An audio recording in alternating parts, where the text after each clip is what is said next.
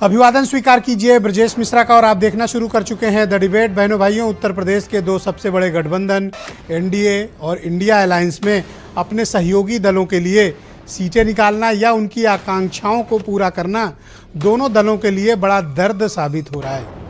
NDA के लिए ओम प्रकाश राजभर और समाजवादी पार्टी के इंडिया अलायंस के लिए कांग्रेस और उसके साथ के सहयोगी दलों के लिए सीटों को लेकर मसले फंसे हुए।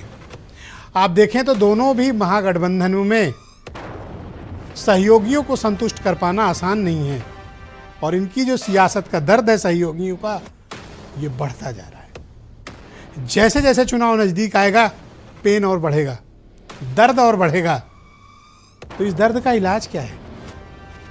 कमोबेश चाहे एनडीए अलायंस हो या इंडिया अलायंस, उधर बीजेपी के पास लॉयन शेयर है तो इधर समाजवादी पार्टी के पास लॉयन शेयर है।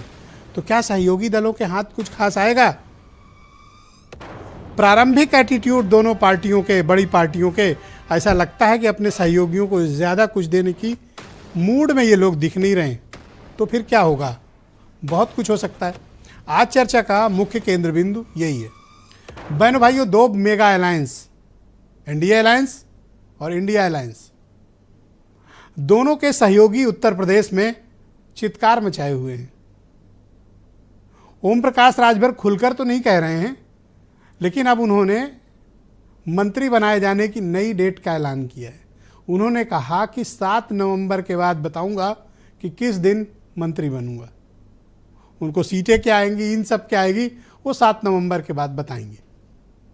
यानी मसला उनका फंसा हुआ है कि वो कितनी सीटें पाएंगे और क्या मंत्री पद की शपथ होगी। फिलहाल ओम प्रकाश राजभर बीजेपी के दरवाजे पर होल्ड हैं। उनका दर्द अलग है, वो उनके बयानों से छलकता है।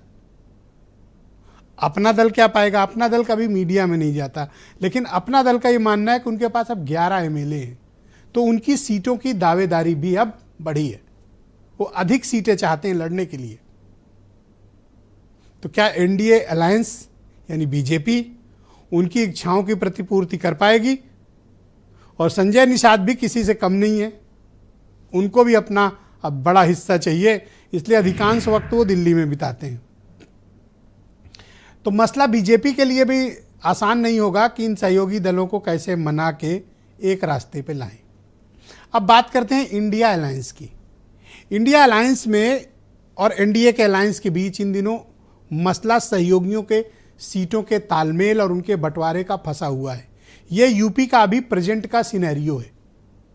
आज समाजवादी पार्टी के राज्य कार्यकारिणी की बैठक हुई, ऐसा सोर्सेस के हवाले से कहा गया था। बाद में प्रवक्ताओं ने भी कंफर्म कर दिया कि ये कहा गया है कि समाजवादी पार्टी उत्तर प्रदेश में अपने सहयोगी दलों यानी कांग्रेस, आरएलडी और चंद्रशेखर के लिए सिर्फ 15 सीटें ही छोड़ेगी।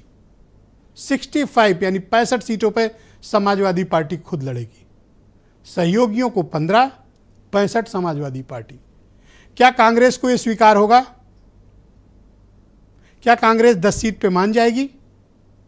जयंत क्या 4 सीट पे रुकेंगे? क्योंकि 1 सीट जाएगी चंद्रशेखर के हिस्से में, शायद नगीना।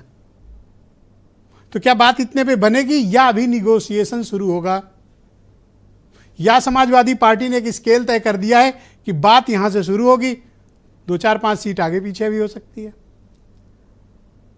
और उधर बीजेपी भी अपने सहयोगियों को 1, 2, 4 सीटों से अधिक बांटने के मूड में दिखती नहीं, क्योंकि यूपी में लास्ट असेंबली इलेक्शन में जो मुकाबला हुआ है वो भारतीय जनता पार्टी बनाम समाजवादी पार्टी था। दोनों दलों के पास अपने अपने वोट बेस हैं। उन वोट बेस के बेसिस पे अपनी अपनी दावेदारी है।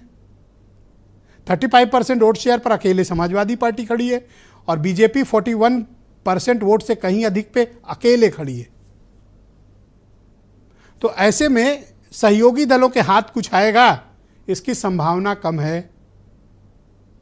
और इन दिनों जैसे रिश्ते समाजवादी पार्टी के और कांग्रेस के हैं, ऐसा प्रतीत होता है कि एग्रेशन दोनों तरफ से है और कांग्रेस की तरफ से अधिक एग्रेशन है।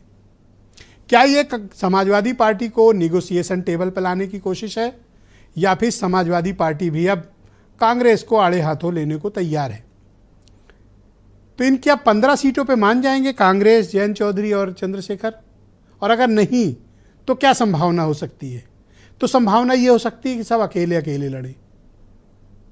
अकेले लड़ने का जोखिम कांग्रेस और आरएलडी के लिए परेशानी का कारण हो सकता है। तो फिर मायावती क्या करेंगी? असली मास्टर की उनके हाथ में है कि वो क्या डिसाइड करती हैं। अगर वो जनवरी के बाद कोई स्टैंड लेती हैं तो फिर समाजवादी पार्टी को इनसे बात करनी पड़ेगी, कांग्रेस और आरएलडी से। और अगर मायावती इनसे बात नहीं करती हैं तो इनको समाजवादी पार्टी की शर्तों पे बात के लिए तैयार होना पड़ेगा। तो बड़ी कॉम्प्लिकेटेड होती जा रही है यूपी की पॉलिटिक्स, और अब ये सही वक्त है कि जब यूपी की राजनीति पर कड़ी नज़र रखी जाए और देखा जाए कि दरअसल क्या चल रहा है। कुछ बयान सुनिए। पिछले 5 साल का इनकी जो भी गतिविधि रही है, जनता निश्चित रूप से उसका लेखा जोखा इनसे मांगेगी, और उन विषयों को ध्यान भटकाने के लिए इस प्रकार की गतिविधि ये लोग करते हैं। लेकिन प्रदेश देश की जनता सब जानती है, और उत्तर प्रदेश में अब इन दलों के लिए कोई संभावना बची नहीं है। भारतीय जनता पार्टी के नेतृत्व में, मोदी जी के नेतृत्व में उत्तर प्रदेश की जनता मन बना चुकी है कि सारी सीटें भाजपा को जितानी है। देखिए 7 तारीख तक हम आपको फाइनल बता देंगे, हो सकता है उसके पहले आपको डेट मिल जाए। 7 तारीख को हम आपको बता देंगे कि कौन सी डेट है, किस दिन शपथ होगा। देखिए, आदरणीय अखिलेश यादव जी ने कहा कि समाजवादी पार्टी इंडिया गठबंधन का हिस्सा है। उत्तर प्रदेश में सबसे बड़ा दल है। समाजवादी पार्टी को उत्तर प्रदेश के विधानसभा चुनाव में 35% से ज्यादा वोट शेयर मिला था।